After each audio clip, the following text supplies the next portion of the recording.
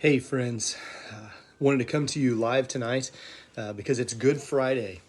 I don't want to take up too much of your time because I know everybody has things going on, but I've been thinking a lot today about three particular words. They've been kind of running through my mind really all week, but especially since I got up this morning. And it's those last three words that Jesus spoke from the cross. Matter of fact, in John's account of the gospel, as Jesus was hanging there on the cross, the very last words that he uttered before he gave up the ghost is what it tells us here in John chapter 19, verse 30. It says, "Therefore Jesus, having received the sour wine, he said, 'It is finished.' And he bowed his head and he gave up his spirit." And so those words have really been running through my mind, partly because those words have always meant a lot to me. They're translated "it is finished" in the English, but the Greek word is the word tetelestai. The word tetelestai has a great deal of power to it because of exactly what the word tetelestai means. The word tetelestai means paid in full. It was actually a term that was used by the Romans that they would stamp on someone's bill after they had paid their debt. If somebody owed a debt that they couldn't pay, the debt would be written out on a piece of paper, and that piece of paper would be hung to the door of the individual that owed the debt. And so as they worked to pay off that debt, slowly but surely that debt would be crossed off. And once it was completely paid for, they would take a stamp that said tetelestai, and they would stamp it across that debt, meaning that it was completely paid in full. And so as we think about those last words that Jesus uttered from the cross, tetelestai, "it is finished," or paid in full, I'm reminded of the fact that that's exactly what he did for us on that cross. I'm reminded that the debt that Jesus paid really kind of took on two forms, if you think about it.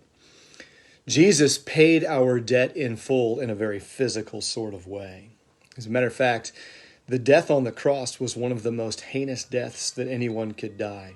It was such a heinous death that Roman citizens were not allowed to be put to death on the cross if they had committed a crime that just wasn't allowed. It was illegal. Only slaves and foreigners could be put to death on the cross. I've often wondered why God chose that would be the place where Jesus would ultimately pay the sacrifice for our sins. And I have to believe that it was because it was such a heinous death on the cross. And so as Jesus paid that debt in full, I'm reminded of exactly everything that he went through, all of the physical suffering that he went through for us. I'm reminded of the stripes that he bore in his back as they whipped him, hoping to elicit a confession out of him, but there was nothing to confess. And so as it tells us in the book of Isaiah, as a sheep before its shearers is silent, so he opened not his mouth. And then I'm reminded of the physical beating that he went through as he sat there with those Roman soldiers, and they clothed him in a purple robe, and then they so mercilessly mocked him and hit him in the face and pulled out his beard and said, "Prophesy, who was it that hit you that time?" I'm reminded of what they did when they put that crown of thorns on his head and they pounded those thorns in to where it pierced into his skull, and blood began to flow down into his eyes. And as he stood there, blood dripping from him, standing there before Pilate, Pilate said, "What do you want me to do with him?" And they said, "Crucify him."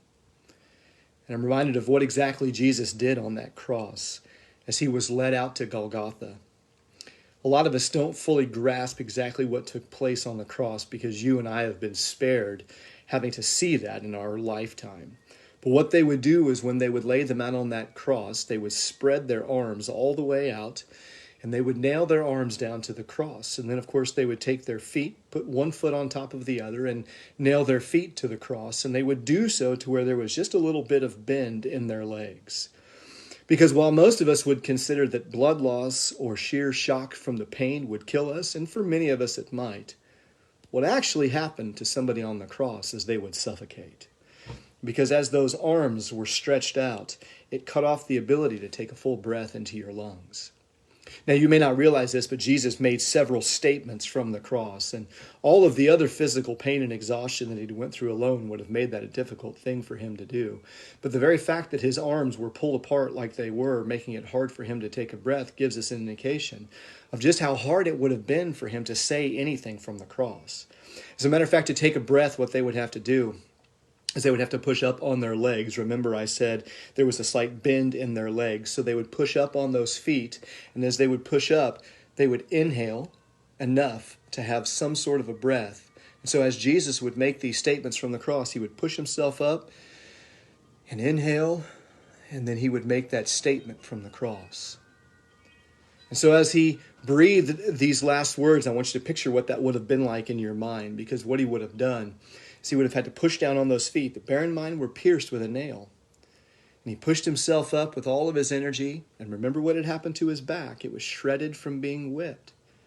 And as he pushed himself up on that cross, inhaled for that very last time, he uttered the words that make the biggest difference for you and I.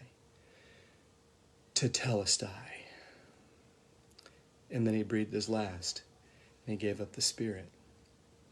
You see, it's such an amazing thing because of the physical sacrifice that Jesus made for us. He bore in his own body all of the pain that goes along with sin, all of the suffering that goes along with sin, and he bore that physical sacrifice for you and I. But you know, the sacrifice we don't always think about is the sacrifice that he made for us spiritually. Because remember, when Jesus was up on that cross, he wasn't just facing a physical death. We're told that all of the sin of humanity was laid upon him. That all of the sins that you and I have committed were placed upon him by the Father. That means everything that we've ever done wrong, all of the self-righteousness, hypocrisy, and pride that can sometimes infiltrate our lives were all laid upon him. All of the murderous thoughts and actions that you and I have ever taken part in were laid upon him. All of the lies that we have ever told have been laid upon him. All of the pornographic thoughts and actions you and I have ever taken part in, they were all laid upon him. All of the hatred, all of the hopelessness, all of the everything that are a part of who we are as humans was laid upon him. And because that was all laid upon him, because he became sin who knew no sin, the Father had to turn his back on him. He faced separation from God so that you and I wouldn't have to. As a matter of fact, you may remember in the gospel accounts that what it says is that while Jesus was hanging on that cross, that the sun became dark and it became like nighttime. And he uttered one of those statements from the cross as he pushed himself up and took another breath into his lungs. He says, my God, why have you forsaken me?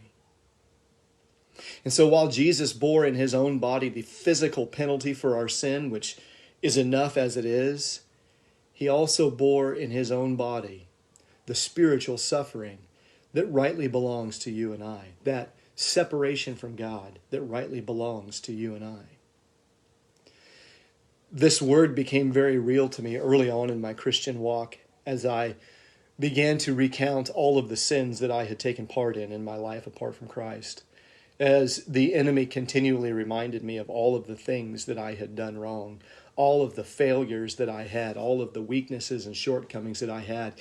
And I began to live in a place of condemnation because as I saw all of those things, I thought, how could God ever love me? How can I ever overcome all of these things if that is who I am? And then God showed me the proof of the truth of that phrase, tetelestai, paid in full. You see, when Jesus carried his cross to the outside, to the outskirts of Jerusalem, he carried my sin to the uttermost parts of the earth. When he carried that cross to the outside of Jerusalem, he took my sin outside of the camp. And at that place, he made atonement for my sin. And he did away with it completely. And when he did, the sacrifice was sufficient. The sacrifice was enough to not only cover my sin, but to completely do away with my sin. That's why when Jesus yelled that statement from the cross, tetelestai, it's as if the debt that I owed because of the great sin that I had taken part in, the great sin that characterized the very person that I was, the very person that I can be apart from Christ, all of that sin had been placed upon him. The handwriting was on the wall, and yet Jesus, when he was on that cross, bearing all of that punishment for me, took that beautiful stamp and stamped it, tetelestai, paid in full. And now, brothers and sisters, we have hope. You see, it wasn't a very hopeful day that Friday. It wasn't a very hopeful day. While Jesus cried out, paid in full, I wonder what all of those people around him on the cross were thinking. Paid in full, what are you talking about? You were our hero and you just got sacrificed. You were our hero and you just died. In our minds, our world just fell apart. But brothers and sisters, because he yelled out, tetelestai, paid in full, the process of redemption had just fallen into place. You see, that's the beauty of what he did for us on the cross. That's the beauty of what he did for us there in that place.